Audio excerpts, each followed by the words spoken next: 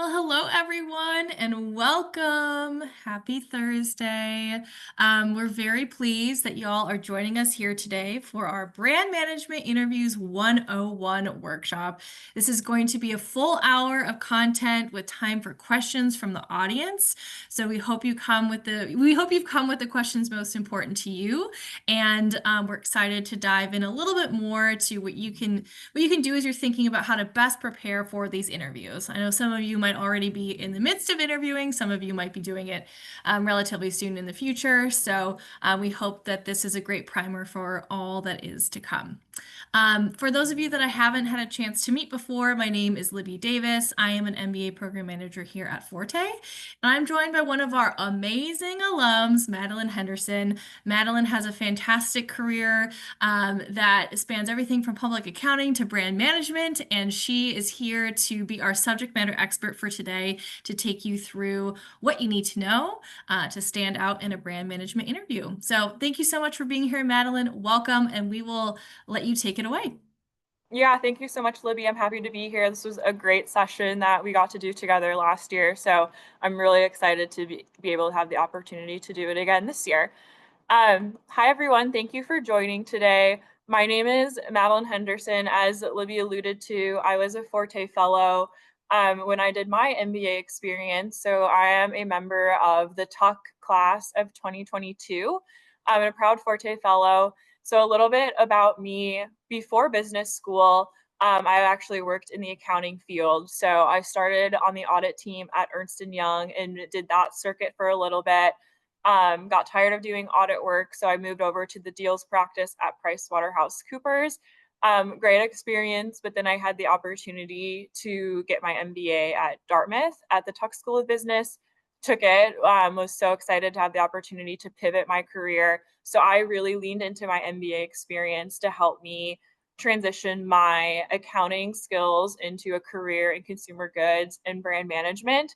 For me, I was really looking as business school as an avenue to transfer that skill set because I wanted something that was a good blend of the business skills, like the hard business skills I had learned in the first half of my career, and blend them with an opportunity to be a little bit more creative. And my awful dad joke is that if you're creative in accounting, you'll end up in jail. So, but there's that one for you. Through my time in business school, I had the opportunity to do some different pre-MBA camps, one of which was with Procter and Gamble. Through that opportunity, ended up interning with them and then returned to them full time on the Gillette brand here in Boston, where I'm currently based. I've had some different turns since I left P&G. I worked at a startup in Nashville for a little bit, also in the consumer goods space.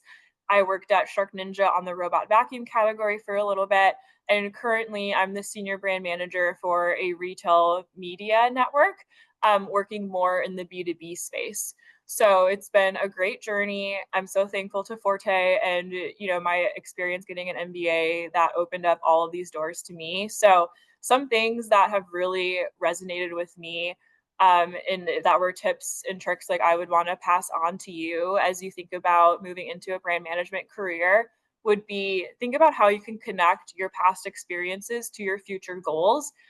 When I was expressing interest in brand management opportunities, I found out that my skill sets from accounting were actually super desired.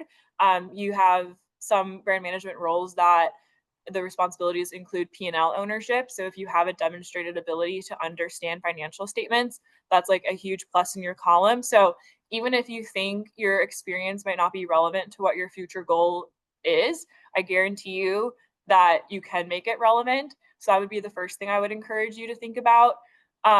And then along with that, defining your why. Why are you passionate about the consumer goods space? Why are you passionate about brand marketing? And be super clear on that and how you think that the opportunity you're interviewing for will open that door for you and deliver on your why.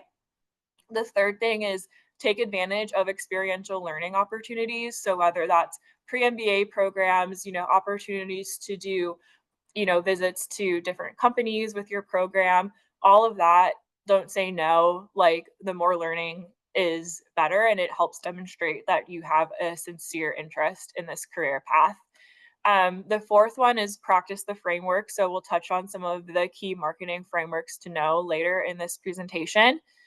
Number five, build your network. Network is everything. If there's anything I've learned in the, oh my goodness, 3.5 years now since I graduated with my MBA, is that the consumer goods brand management space is actually really small, especially if you're focused in, a key metro area. So I'm in Boston.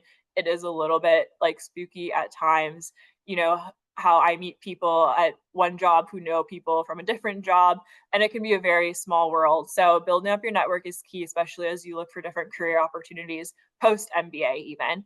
And then lastly, find a mentor. I had a really great mentor from P&G who is still my mentor to this day. He's helped me navigate some different job situations even since I left the company. And that goes such a long way to have a sounding board and someone you trust and have a really good rapport with that you can go to when you may be struggling with something or looking for your next opportunity or not sure how to handle something in the workplace. That's incredibly huge. So that's a little bit about me. Now talking about what you guys could all be experiencing if you were to enter the brand management world. And as I alluded to previously, brand management is really a good blend of the creative side of business and the analytical side of business. So you kind of bridge that gap. Some opportunities you have to lead a little bit more into the creative are if you are working on influencer and social media, or if you're working on packaging, or developing media plans for your business. And then on the analytical side, like I mentioned, owning the P&L, working very closely with your retail partners on forecasting the business. What KPIs should you be tracking to? How is my category doing week to week? Am I growing share? Am I losing share? If I am losing, who's taking it away from me? What promotions am I running? And overseeing budgets. So, at a high level, your day in the life can encompass so much, P&L ownership. You work with cross-functional partners across the product side, finance, your retail teams, consumer insights. It really stretches you, and you have to be an excellent communicator to be able to accomplish everything you need to do in a day. Going a little bit deeper in these, your consumer insights team, most CPG companies have these. Those are your partners that will tell you everything you need to know about your shoppers or your target consumers. So it's really great to get inside the mind of the person you're designing for as a brand manager. When I worked at Gillette, I know obviously nothing about the men's shaving category. I do not use men's razors.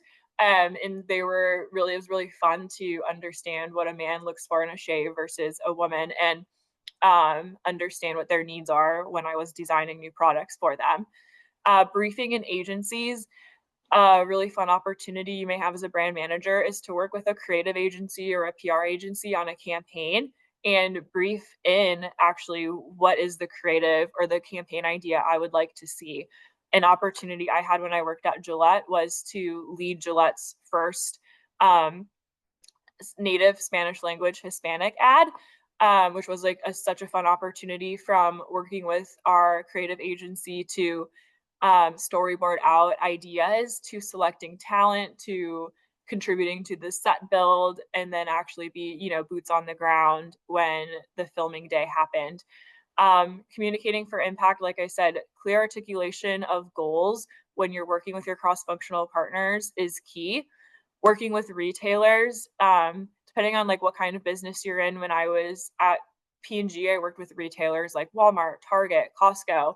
When I was at Shark Ninja, working with Best Buy really closely, working with Amazon really closely, you get such a breadth of experience understanding what are the KPIs important to the different retailers you work with, whether they're, a mass merchandiser versus a drugstore versus a club format store. Each of those have very distinct KPIs that they target, and being able to understand the nuances that matter to your retail partners is huge and helps you become a better strategic thinker and understanding how you plan out for your business. Media strategies. This is another like really fun space, in my opinion, that you get to lean into as a brand manager, is planning out what media do I want to run on? So if you think about like watching Thursday Night Football on Amazon Prime, do I need to have an ad spot placement there? Or what does our media plan look like on Instagram for sponsored ads? Do we need to work with influencers? That's another opportunity to blend the creative and analytical together. And then lastly, new product development. So in any role you're in, brand management can help influence and shape what the product development strategy looks like by understanding the needs of the consumer, understanding what's going on in the category, and feeding that back into your product partners to make sure that the new products that are being designed, with R&D are actually something that the consumer is looking for.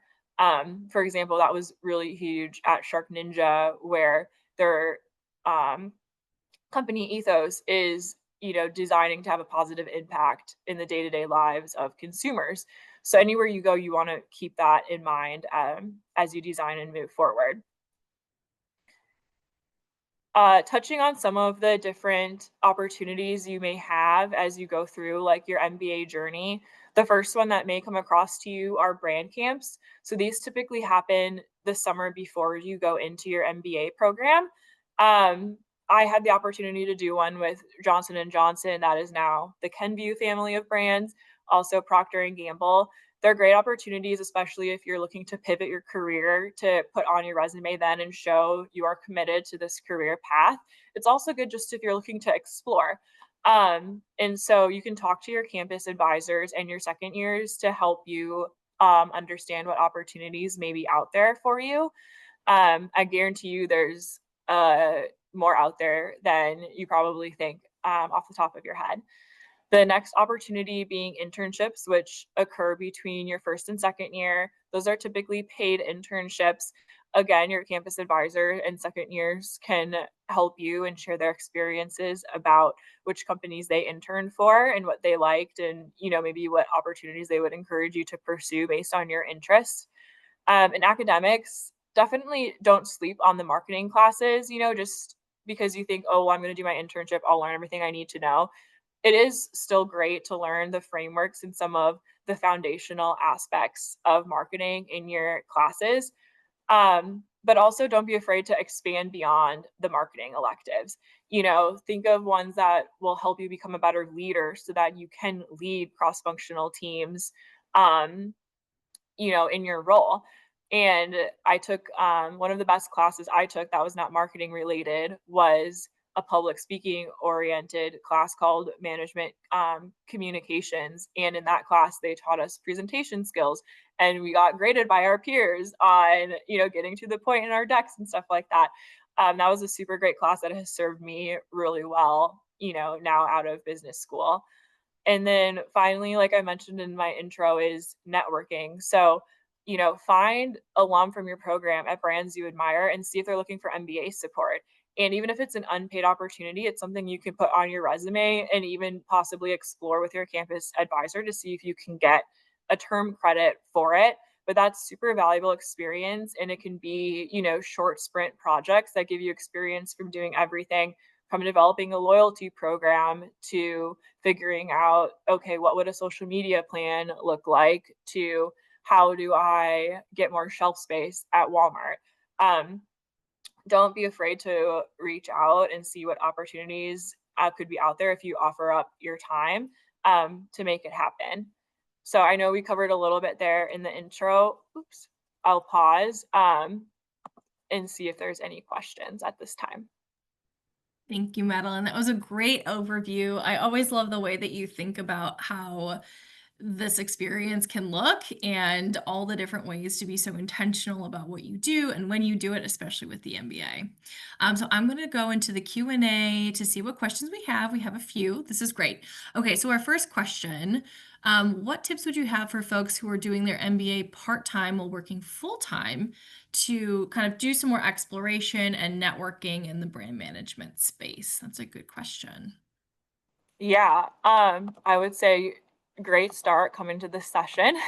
First of all, I know your time is precious, but I think look for other MBA opportunities, I know Forte does a great job of traveling around the country to host actually in-person events, and I think those are great opportunities to connect with different programs and, oh, sorry, but you said you were getting your MBA ready. I apologize. I would say still don't be afraid to reach out to brands. I know you probably feel like super strapped with your time being, a full-time employee and a part-time student, but reach out to your campus advisors and say, hey, like I really want to get some like more exposure, or do you know any alumni who have offered to be mentors, and see if you can get tapped in that way, would be what I recommend.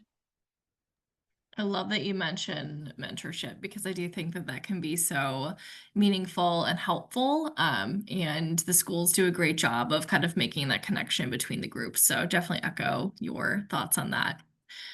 Here's another good question. So this person is wondering, are there opportunities for internships in the second year summer? Why are the internships typically the summer after your first year? Yeah, so I would say the typical timeline is to intern between first and second year, because then once you graduate your second year, you'll likely start full time. Um, I know that that typical pattern has, I don't say broken, it's not the right word, but shifted a little bit just because we're crazy economic times. So I know that some students who might not have full-time employment secured do a second internship post graduation, um, just to keep demonstrate that they are committed to like learning opportunities and progressing their career forwards, even if the right role hasn't lined up yet.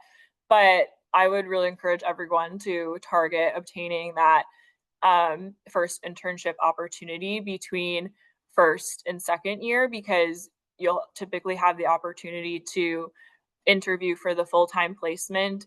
And just because you get a full-time offer coming out of your summer internship doesn't mean you can't still interview with other companies as a second year student. But it feels a lot better going into second year knowing you have the job offer secured. And we'll talk a little bit more about the steps in that process in this presentation. The perfect response. We have someone who is asking a question about transferable skills. So, Madeline, what transferable skills do you feel are most valuable in brand management?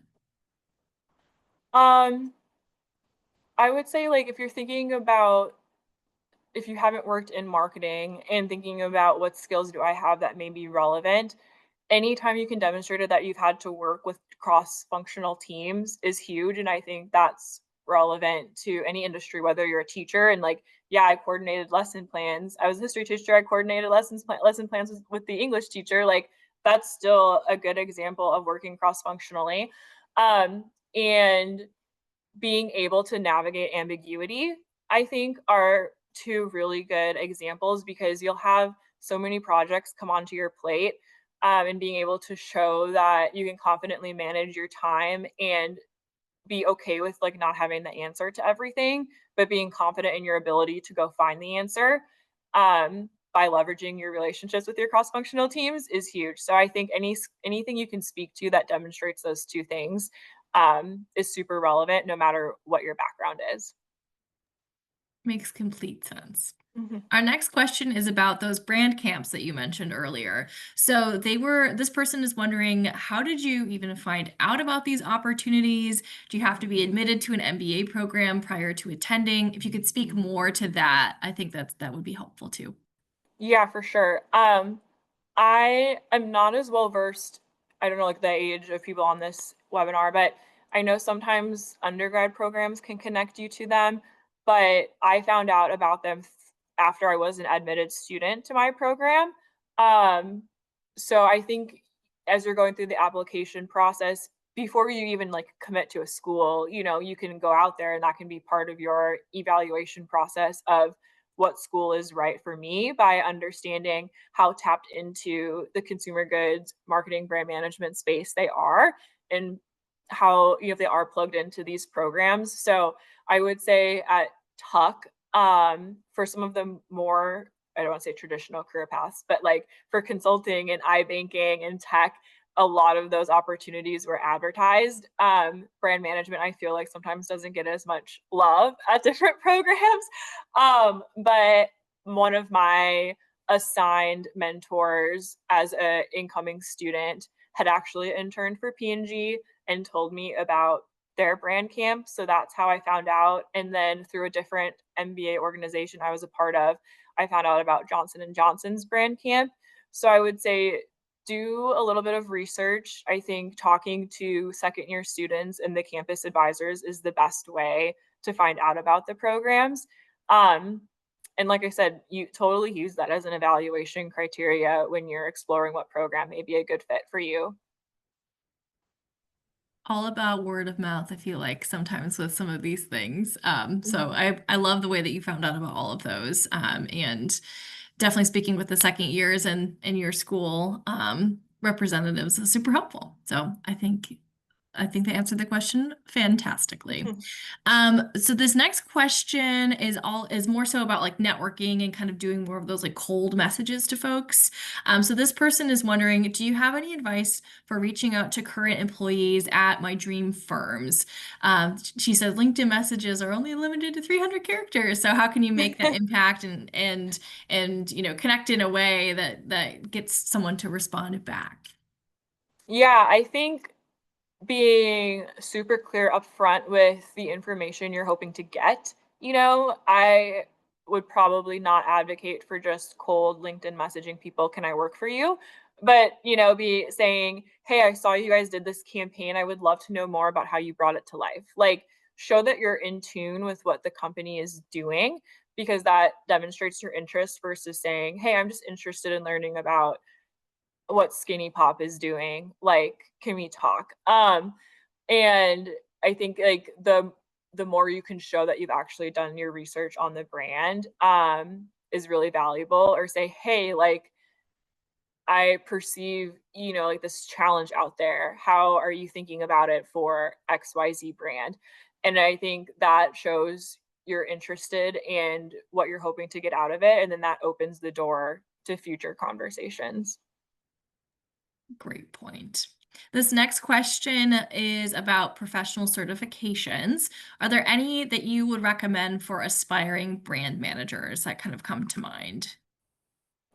Um, Honestly, no. I think getting your MBA is one of the best things you can do to open doors in the world of like consumer goods, but I have not gotten any professional certifications since I got my CPA license, which was a long time ago.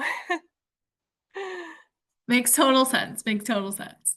Um, so this next question, I know we should probably transition to our interview prep question. So I'll just kind of finish it out with this question from Mhm. Joy. This person is a career pivoter. They've worked cross-functionally, but did not have a direct job function in brand management. What's your strategy to revise your resume in order to kind of make sure that it is successful in the interview process? Obviously, there are folks at the schools who can help kind of make sure that it is spruced up and in a great spot, but anything additional that you'd like to add to that? Yeah, totally. All of your programs will have great tools for you, like AI resume reviewers that will give you tips and recommend stronger action verbs and stuff like that for your resume. But look at the job posting. If you want to be a brand management intern at Procter and Gamble, go look at the job posting, see what the required skills and responsibilities are, and try to match up your experience with the same words they're using. That's a good way to beat some of the algorithms if I'm being like completely transparent. And try to use that same verbiage and just to make sure that your resumes are super results oriented. Even if the result isn't I grew share for my brand because you haven't worked in brand management, what other results did you obtain for your company that you can highlight on your resume? Thank you, Madeline. I really appreciate you being so candid with your answers and Mhm. helping everyone today. I know that there was one more question that we had that was about the interview process and what you did and how you prepped, and that is a lot of what you're going to talk about next. So I will give the Yeah, floor back to you, and I'm excited to learn more. thank you. We'll continue getting into it. Okay, so perfect segue. This outlines kind of what a typical application process may look like if you're looking to intern as a as a brand manager. So you'll start with the application. A lot of companies these days have a screener assessment. P&G is known for their assessment. I'm pretty sure Colgate Palmolive still uses an assessment, Conagra. So it's still a very common tool. Then if you pass the assessment, you'll move on to a conversation with the recruiter. And if you're successful in your initial conversation with the recruiter, you'll move on to several different rounds of interviews with people at the company. I have found that that vastly varies how many rounds you could go dependent upon the company. But after you go through your interview rounds, you'll then receive an offer to intern, which, as we mentioned before, happens between your first and second year. You'll then go on to complete your internship. At some companies, you will be required to re-interview post-internship for that full-time return offer. Other companies just give it to you. And honestly, even at some companies, it could depend based upon your performance as an intern if they would like to re-interview you, or if your skills have been successfully demonstrated and they do not need to re-interview you. And then hopefully, all things going well, you've obtained the return offer. And then, like I said, you can choose, if you had a positive experience and like the company you worked for, to sign that full-time offer and return to them once you graduate with your MBA, and you can ride free your second year of school. Or if there's things you want to think about, maybe you thought brand management wasn't for you, or it wasn't the right company fit, you'll have the opportunity to go through the interview process again in any industry as a second year student. Some different types of interviews you may encounter when interviewing for brand management roles, starting with behavioral. So, those are the kinds of questions that are, tell me about a time when you might have handled conflict, failed, led in an ambiguous situation. And it's really crucial to remember to structure your responses in the STAR method. So, what was the situation? What were the tasks at hand? What were the actions I took? And what were the results? Other questions you may get into are situational, and I put these on here because P&G is known for asking situational questions in their interviews. These are hypothetical questions, so when you answer them, it's suggested to you that you should not actually try to relate to a past example. You are supposed to answer them as a hypothetical. And so this could be, your product launch had a sudden issue arise. How would you handle it? Or how would you handle 4 projects due at different times? So again, these are all getting back to some of those skills we touched on, which is time management. How do you handle ambiguity? How do you work cross-functionally? Something fun, I think these last 2 are actually really fun things that come up in interviews, because you actually get a taste and a flavor of what you would be doing day to day. So you might get asked to critique a brand or critique an ad. So what is a brand you think is successful and why? What is a brand you think is failing and why? I think the positive connotations are more fun to answer, but it'll depend. And when you address these questions, a framework that I would encourage you to think about applying is STP, which is segment target positioning, and we'll talk more about these frameworks later on. Or finally, there have been some companies where when I was interviewing for an internship, I was asked to do a case. So those could be given a data set and asked to make a recommendation, like, should we enter this market or not? Or which of these categories should we enter next? Or you could be given a description of a new product and asked to create a positioning statement. So these are 2 very different case examples. One is more analytical and one is more creative. And so it's really good to be comfortable with both sides of the equation to be successful in answering case questions. And some of the frameworks that you can use to address cases are 4 Ps and 5 Cs, which we will get into next. So if you're not familiar, these are 3 core frameworks of marketing, and you will all learn them in your first marketing class as an MBA student and get very familiar with them. But the 5 Cs are category, Madeline, company. Oh, yeah. so sorry to Oh, no. interrupt. Um, I was just curious, did you want to share your screen? I Oh, think some did it folks are. stop sharing? Oh, I'm so I- sorry. it's Thank the you. Zoom gremlin. It's the Zoom gremlins. They get in there sometimes. Thank Um, you for calling that to my attention. Absolutely. You never Okay, know. You never are we know. back? Yes. Okay. Yes. Well, this Perfect. is Thank you. what we missed, so I'll just take a pause for a sec so people can connect what I was saying with what the slide looked like. I apologize.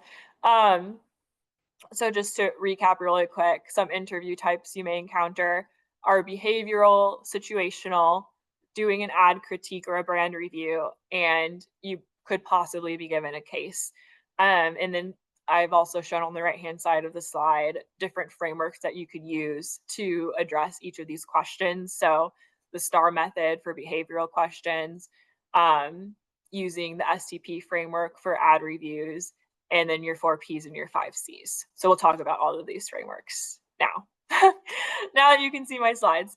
So the 5Cs are category, company, consumer, customer, and competition. So these are really good for what I call an assess the landscape. So if you're looking to understand or make a recommendation for should I enter this category, or is this product a good fit for my brand, etc., it's really important to understand, okay, what is happening in that category? What are my company's goals? What are the needs of the consumer? What considerations do I need to make for the customer? Now, important point of difference here, the consumer is the end user of your product, the one who's going to pick it up off the shelf and actually use it in their home or on their body, whatever the case may be. The customer is the person who is buying product from you, the company, to put on the shelves. So your customer could be a Walmart or a Target or a Costco. And then what is the competition doing in the category? You know, do we is this area cornered? Is there an opportunity for me to, take share? What is the case? So those are the 5 Cs. The 4 Ps are product placement, price, and promotion. So what is the product in question? Where are we looking to place this product? Am I a D2C company operating only online? Is my product a better fit for a mass retailer like Walmart? Is it a better fit for a club store? Where does it need to show up on shelf? What is the pricing and what is our promotion strategy? And then STP is segment, target, and positioning. So when you apply the STP framework, it's important to think about, okay, how am I segmenting all of the people out there? And that could be by demographics, by geography, by behavioral cues. And then what is my target audience out of all of those ways I could segment the total market? And then what is the positioning of my product? And does that align with who my target audience is? I'll take a pause there, Libby, if there's any more questions out of that. Probably a lot of people yelling at me for not showing my Oh slides. my gosh. No, no, no, no. No, no, no. No, this is a great time for any questions that folks have about the three frameworks that Madeline mentioned. So the 5 Cs, the 4 Ps, or STP. And then also if folks had any questions about the different interview types that Madeline mentioned, the situational, the behavioral, the case interviews. This is a great time to kind of pick her brain to get a sense of the different things that maybe she's experienced when she's been interviewing, or anything else about kind of these frameworks as well. I'll keep an eye on the Q&A. There's nothing in there right now, but I'm guessing people are writing some questions. Okay, great. And to confirm, you're still seeing my screen, correct? Yes, Okay. I absolutely. did something Absolutely. last time where when I flipped back to see you for the Q&A, it went away. So No, totally fine. Totally fine. okay, well, feel free to interrupt me, but Oh, this is now we have, hold on, okay. now we have many questions. Okay, okay. All right. First question, what types of questions are typically asked in kind of that screener round that you were talking about versus the interview rounds? Yeah, so I would say when you're doing your first interview with a recruiter, it is going to be those typical behavioral questions. So tell me about a time when you did this. And you'll get so much practice when you enter your MBA program on interviewing. Like you will interview until your face turns blue because you really want to upskill you and make sure that you feel confident going into these interviews. So that first round really will be behavioral. I wouldn't expect to encounter a case or an ad critique or anything like that when you're talking to the recruiter for the role. That makes sense. That makes sense. This next question is about the case interviews that you talked about. So, how long have firms given you to complete the cases on average? Is it something that you're given information ahead of time, or are you asked to kind of do this on the spot during the interview? Yeah, I would say my experience as an MBA student interviewing has been all information given to me on the spot. So you'll go into like a 30 or a 45-minute interview. You'll do some, introductions with your interviewer to make sure you're comfortable with each other. And then they might share information on a screen because now we're in the digital age where we're all doing our interviews virtually. So they'll like flash up the page of the case study, give you a few minutes to read and digest. Then you'll be able to ask any clarifying questions of your interviewer. Or if you think there's some additional information you need, you could also take the opportunity to ask for that. And then you'll have the next 10 minutes or 15 minutes to like work through the case and your answer. And then you can deliver that answer back to your interviewer. So anytime I've encountered a case as a student, it's all been um, within the interview time itself. I will say I have interviewed for roles post MBA where they gave me a case like 2 days before the interview and then, gave me an opportunity to work on it. That I think is becoming more and more rare. So even if you have to demonstrate case skills post MBA, as you're looking to transition jobs, I would still expect the majority of those to take place on the interview itself. And this is a great segue because there are two folks that are like, "Hey, how do you best prepare for case interviews?" So, what did you do? What resources did you use? Was there anyone at the school that was helpful? I know some schools they do incorporate like case interviewing as a part of their career Mhm. prep. So, if you wouldn't mind speaking to that, that would be great. Yeah, totally. Before we close, I will flash up some books that I think are really helpful for nailing these kind of interviews. Other resources that are great are your second years. Again, I feel like every program has um, a forum set up where you can tap into your second year students for help interview prep and casing. Something I wish I had done that I didn't do when I was an MBA student, even though I had no interest in pursuing a career in consulting at that time, I wish I had still participated in some of the consulting club activities when they were doing case style interviews. I will say, like, those cases are incredibly different from what you will encounter in brand management interviews, but they are more challenging. And because of that, I think that would prepare you really well to go into brand management interviews because they'll be a lot more data heavy, but they'll teach you to apply frameworks and get really comfortable thinking on the spot, which is huge. It's not being anxious or like feeling like you're going to cave under the pressure of that live, okay, I'm on the spot now, I have to deliver. So if there was something I could go back and tell myself was to actually participate in some of those consulting club activities because it would have made me a sharper case interviewer. And, even now that I'm outside of my MBA program, I'm like, that would have been a really good skill to have. Well, it sounds like you did pretty well in the case interviews if because of all the amazing things you've done since your MBA. But definitely hear what you're saying about like, the case interview prep process can be a lot and to use all of the resources that you have available to you doing your MBA.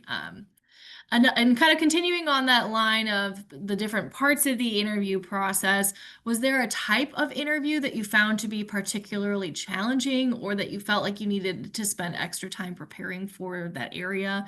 Um, just kind of your thoughts on that.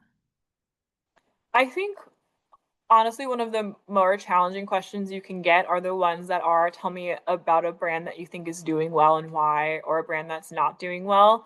Because I would say I didn't nail those questions the first time I was ever asked them in an interview because you're like, "Oh yeah, I love this brand because the product's good and like the bags are cute, and I can get it for $5 at Walmart, like whatever." That's not a really good answer. So, being grounded in like the frameworks when you answer those questions are really huge, and that's like I said, I'll share some books that are really beneficial for giving example questions and how you think about the frameworks and how do you apply them for different questions. Um, so if you feel good with the frameworks, when you structure your responses to some of those questions, you'll be like miles ahead of your peers. No, I think that's great. And then, if anyone else has any more questions, please put them in the Q&A. We have one more that I see right now. But I think this person is just wondering, um, obviously we're talking a lot about like the consumer product good industry, but I would imagine that there are brand managers in lots of different types of companies. So if you could maybe speak a little bit more to kind of the breadth of the brand management field across all different industries and how that might look similar or different to kind of what we're talking about today as we focus on CPG a little bit. Yeah, totally. I think there's a lot of like the same skills that are required, whether you're doing brand management for a healthcare company versus a traditional consumer goods or like food and beverage manufacturer. Um, like the frameworks of how do I under like the 5 C's, what is going on in the category I play in, what are my competitors doing, what's important to me. Maybe you don't have like an end consumer if you're going to work for like someone in the field of healthcare where your product is med devices, but you would probably have to consider, okay, what's important to the hospital system that's buying my product versus the technician who's using the product. So all of these skills are really transferable no matter what the industry is. Even for me now, as I've transitioned from working in B2C marketing to B2B marketing, I still use these frameworks to think about what is the positioning of the company I work for in the marketplace. How are we unique versus our competitors? What is our point of differentiation? And I do a lot of content marketing now, which is a little bit of a switch for me. But when I think about the content I'm putting out there, I use the 5 C's every day to think, okay, what's going on in the category that's important? What kind of content is my competition putting out there? What do the brands I want to target care about? So all of these frameworks are super applicable no matter the industry, no matter if you're B2C or B2B. And the more familiar you are with them, like you'll be an excellent marketer when you intern and when you return full time. Thanks, Madeline. That's a great answer. I think we'll pause on the questions for now so you can get to a really fun component of the presentation, the ad review. So take it away. Yeah. So this is an opportunity just to look at an ad together, very on theme as we are now in October already.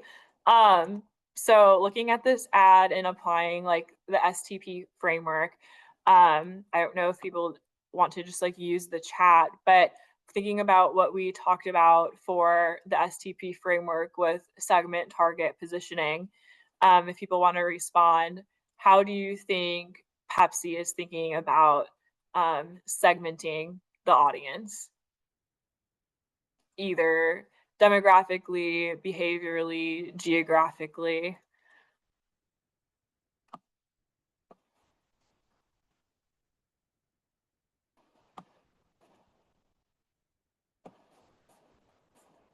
I see US audience for sure.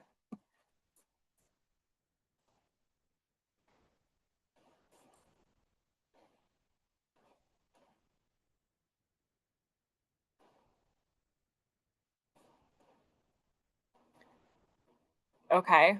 So thinking about who the segment is, yeah, I see some demographics in here. Like, are we looking at age by young children or by families?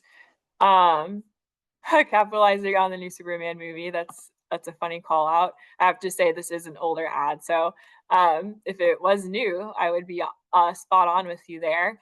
Um, okay, so if we think about how they're demographically targeting Pepsi consumers, what would be the targets coming out of that? So, um, I think trying to earn share from Coke is definitely who they're targeting here. Also, the families. But probably want to be careful if I was Pepsi. I don't know if I would say I was targeting young children just for the sugar content in soda.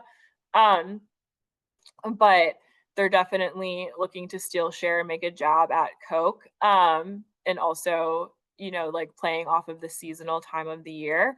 Um, if we're thinking about the positioning of this ad, there it's definitely leaning into a seasonal moment, with the play on a scary Halloween, like, wouldn't it be scary if your Pepsi was a Coke? So if I was, in an interview and asked to critique this ad, I would say, um, I understand the positioning that Pepsi is trying to take by a play on a seasonal moment. But if I was asked if this was a successful ad, I would probably say no, because even though it doesn't say Coca-Cola on the cape, it's reversed. It leans really hard into Coke's brand equity to the point where the main Pepsi logo is actually obscured by the faux Coke cape. And something that I've learned in my career in brand marketing is that you don't want to give the competition the forefront of your ad space. So if I was asked if this was a successful ad or not, I would say probably not, because it gives too much attention to my competitor. And at a first glance, I would think this was a Coke ad and not actually a Pepsi ad. Um, okay. I think we have one more slide here. As I mentioned, some good reads if you're, looking to grow your knowledge of brand management. This book by Lewis Lynn, The Marketing Interview, is a really great book, and it's super digestible if you just want to read like a couple of pages at a time.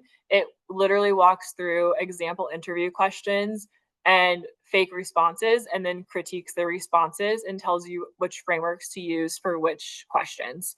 The next book is Playing to Win: How Strategy Really Works. So this is by the former CEO of Procter and Gamble, AJ Lafley. This is a book that they tell all of us to read if you get into the P&G funnel.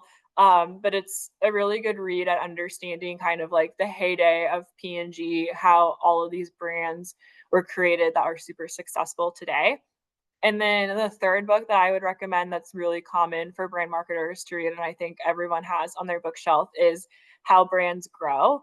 And this one's a really good lean in for other things to think about that may not come to the forefront when you think about brand strategy. Um, but all I would say, like, the first book is like super tactical and just thinking about how to obtain the interview if you're obtaining the interview and succeeding at the interview if you're new to this world. And then the next two are really great reads to complement, like, once you've secured the internship, if you're looking for more and how to expand your thinking, that's when I would suggest reading these two. Um, and now finally, time for closing questions. Libby. Thank you, Madeline. I think that the ad critique is so fun, and it was a great conversation in the chat too. I don't know if you saw, but people I was trying were to flip. Yeah, I yeah, I saw. know it's hard to do both the things at the same time, but people Right. were sharing a lot of good insights. Any additional questions for Madeline? Please feel free to put them in the chat. One person is asking, could you flip back to that Goodreads slide so they can Oh yeah. see those 3 books? Perfect. We've got that. And then, yes, if anyone has any questions, please feel free to put them in the Q&A. We'll kind of be looking into that space. And I know Madeline has covered a lot of ground today. She spoke a lot about kind of what the role of the brand manager is. She spoke about those pre-MBA brand camp opportunities, the internships, and kind of how to best utilize your career management staff at your school. She's also mentioned the different kind of like the interview and application process, the different questions that might be asked during an interview. Obviously, we spoke about the frameworks for how to kind of think about some of the questions you might be receiving. And then of course these great resources as well. Are there any, just kind of off the top of my head, Madeline, are there any, I don't know, podcasts or like folks that you think are really interesting for people to kind of be in tune with as they're learning more about brand management that you think are really worth their time in addition to these books that you've mentioned here, of course? That's a great question. I have to say I'm not much of a podcast listener personally. But I will say I'm trying to think of what it's called. If I think of it, I'll let you know. But really, sometimes like you see stuff pop around on LinkedIn, like honestly, as someone who I think has interesting content, I just say this because I read one of his posts this morning, is the founder of Chubbies, and I'm not going to remember his name, but Hmm. he posts some really interesting things to think about, as a brand that exploded on D2C. Um, he's kind of a good one that has interesting tidbits, but I would say like if you poke around on LinkedIn, you'll find some brand leaders at different companies who put really good thought stuff out there. Um, I think more than like being really worried about what's going on, in the industry, I think the best thing you can do to prepare yourself is get really familiar with the frameworks and really think about your why. Being able to define your why when you're going through an interview process is huge, no matter if it's for an internship or, a different role once you've graduated. And being really clear on how the opportunity you're interviewing for will help you achieve your goals is probably one of the best skills you'll have, whether you're looking to enter brand management or a different field. It's a great point. We have someone who asked the question that I hope someone would ask today. So this person is saying, how can you know if an MBA program that they're looking at, because obviously folks are looking at the whole swath. How can you tell if a program that they're looking at will prepare them well for brand management? What are kind of the key things that you can look at? What reports can you take a look at? What types of classes? Like, what did you do kind of when you were in your process to really suss out, like, hey, is this school going to get me where I want to go? Yeah. So I'll say something that might be a little controversial. um, when I was applying for MBA programs, I didn't know what I wanted to do. I just knew I didn't want to be an accountant anymore. And this is why I'm really encouraging you guys to understand your why, because it will really help you navigate which program is a good fit for you. That being said, things that I would look at if I had done enough soul searching before I applied to MBA programs would be looking at their career placement reports. So, is this program really just churning out consulting IB, students, or is there a good segment that is going into brand management careers or marketing careers? And what that says to me is if only like less than 5% of the student body is going into those roles, you probably won't have the resources you need to obtain one of those roles. But if you're getting upwards of like 10%, 15% or more, I think you'll find that your program has a little bit more support dedicated to that field. That would be the first thing I look at. The second thing I would look at would be what's part of the core curriculum and what are the electives offered, to see what is being touched on in the marketing world. And then the third thing you could do is to take that a little bit further would be who are the marketing professors at the program. Look them up on LinkedIn, see what their backgrounds are and the things that they're passionate about, and see if that fits with like the kind of marketing or the kind of brand management that you're interested in doing.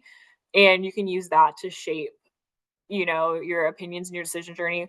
Also, like, don't be afraid to look. Like, use LinkedIn, type in a company you're interested in working at, a filter for people at the school you're interested in, and see, what they have to say about their experience. If they went straight into P&G from Michigan Ross and just like throwing out example schools, like, ask them, did you feel like Ross set you up for success?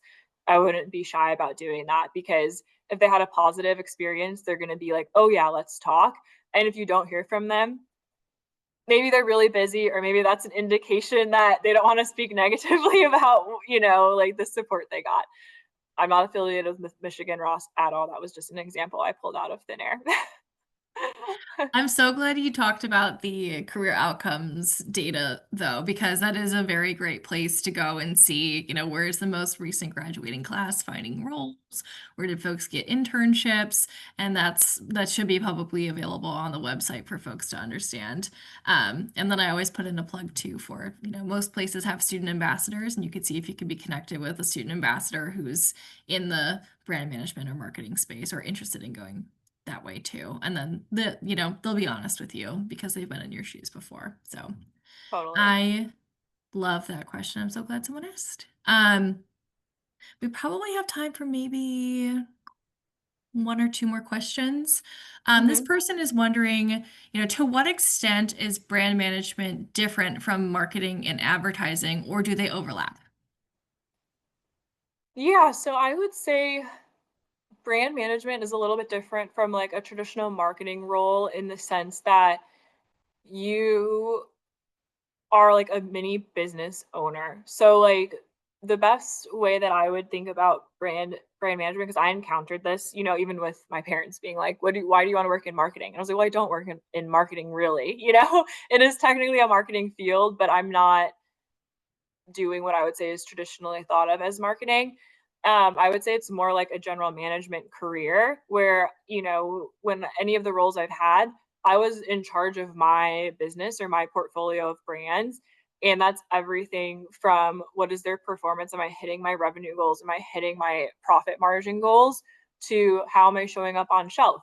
What campaigns am I running? Like it really runs the gamut.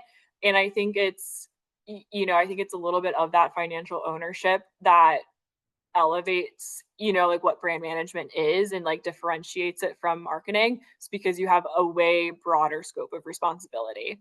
Now, how is that different than advertising?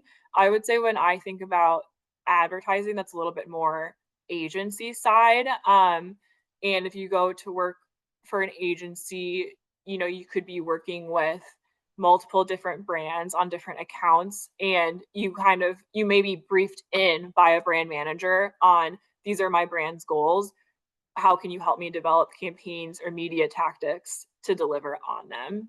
So a little bit nuanced. That makes complete sense. Thank you, Madeline. Thanks for explaining Hmm. that. Well, team, we are pretty much at 1 hour. So we have gone through a lot of great content, and I want to thank Madeline again for sharing her time and her energy and her experience with us today. I know I always learn so much from her when we do this session, and I hope that you all had a great time learning a little bit more about how you can prepare to shine and make an impact in brand management interviews. So with that, we will say goodbye for now. But as you know, Forte has a lot of great different sessions and events and content that is here to help you really determine what's the best fit for you as you explore a career in business. So if you're interested in learning more about career kind of alternative finance careers, so basically anything other than investment banking, feel free to join us next Tuesday. We'll be diving into that a little bit more. But with that, we hope you have a great day. We'll see you soon, and thank you so much. Bye, y'all. Thank you, everyone.